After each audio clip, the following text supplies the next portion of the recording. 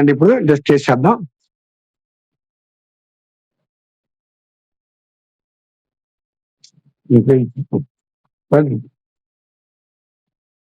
చాలా బాగుందండి. ఒకసారి మీరు ట్రై చేయండి. ట్రై చేసి కమెంట్ బాక్స్ లో కమెంట్ చేయండి. ఇప్పుడు ప్రాసెస్ ఎలా చేయాలో చూద్దాం రండి. నేను పులిహార కోసం వండి ఆరబెట్టినానండి. పులిహారకి ఎప్పుడైనా సరే పొడి పొడిగా ఉండాలన్నా పసుపు యాడ్ చేసుకోండి కొంచెం. దీనిలో రైస్ లోనే ముందే పసుపు యాడ్ చేసుకోండి.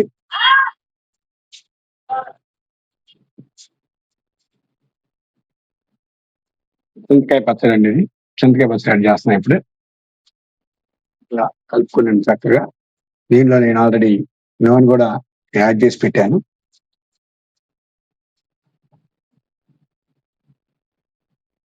నాకు పులిహోర చాలా ఇష్టం అండి. మీకు ఏ రెసిపీ ఇష్టమో మీరు ఒకసారి కమెంట్ బాక్స్ లో కమెంట్ చేయండి. ఇలా నేను చక్కగా కలుపుకున్నాను. చింతపండు పులిహోర అంటే ఆల్రెడీ మన చింతకాయ పచ్చడిలో ఆల్రెడీ కొంచెం ఉప్పు కలిపి ఉంటారు. మీరు కొంచెం చూస్ చేసుకునండి పులిహోరలు ఉప్పు వేసేటప్పుడు. మీరు మామూలుగా వేసుకుంటే దీంట్లో ఎక్కువ అవుతుంది. మీకు ఈ రెసిపీ ఎప్పుడైనా మీరు ట్రై చేశారా? ట్రై చేయకపోతే ఒకసారి ట్రై చేయండి.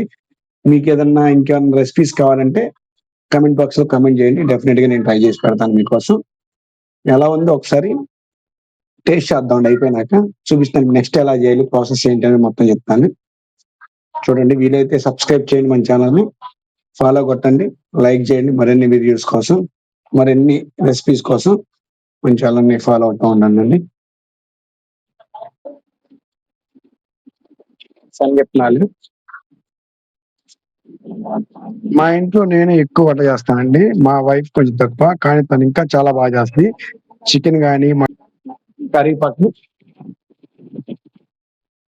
ఇంగువ ఖచ్చితంగా ట్రై చేయండి. ఇంగువ వేయండి. ఇంగువ వేస్తే పులిహోర చాలా టేస్టీగా ఉంటుంది.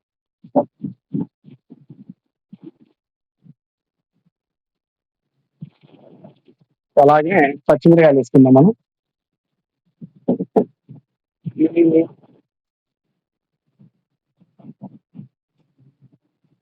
బాగా ఇట్లా ఫ్రై చేసుకోండి. ఇందులో మీరు ఫస్ట్ ఏం కలపొద్దండి. ఆల్రెడీ నేను ఆ రైస్ లో చింతకాయ పచ్చడి వేసినప్పుడే నేను ఫస్ట్ కలిపేసాను. మీరేమి కలపొద్దు ఇందులో అసలు. బాగా ఉంటుంది.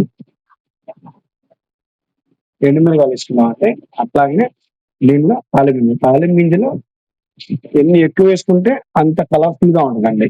తాలింపు గింజలు మాక్సిమం ట్రై చేయండి ఎక్కువ వేయడానికి. అంటే పులిహారకి అన్నం ఈ తాలింపు గింజలే. తాలింపు గింజలు ఎన్ని వేసుకుంటే అంత చూడటానికి కలర్ఫుల్ గా ఉంటుంది, బాగుంటుంది.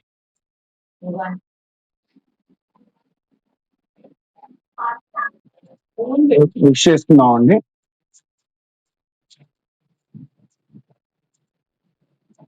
తాలింపు అంతా వేసుకొని చక్కగా మిక్స్ చేసుకొని అంతా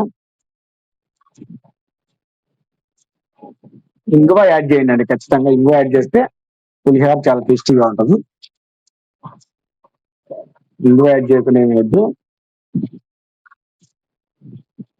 సింపుల్ అండి. అంతా రైస్ అంతా కలిసి చక్కగా మనం ఉప్పు సరిపోయింది లేదో చూసుకొని, సరిపోకపోతే ఇంకొకసారి కలుపుకోండి. అంతే, సింపుల్ అండి రెసిపీ. ఎక్కువ టైం పట్టదండి. ఇవన్నీ జస్ట్ 5 to 10 minutes లో అయిపోయే రెసిపీస్ అంతే. థ్యాంక్ యూ అండి. వీలైతే మన ఛానల్ సబ్స్క్రైబ్ చేయండి. ఎప్పుడైనా మీరు ఏదైనా ఈ చింతకాయ పచ్చడి పులిహోర చేసి ఉంటే ఒకసారి కమెంట్ బాక్స్ లో కామెంట్ చేయండి. మీరు ఎలా చేస్తారో ఒకసారి చెప్పండి. మరిన్ని ఇన్ఫర్మేటివ్ వీడియో కోసం మన ఛానల్ సబ్స్క్రైబ్ అవ్వండి, ఫాలో చేయండి. Thank you. టేస్ట్ ఎలా చూసి చెప్తాను మీకు. ఫైనల్ టచ్ గా నేను కొత్తిమీర చల్లేసానండి.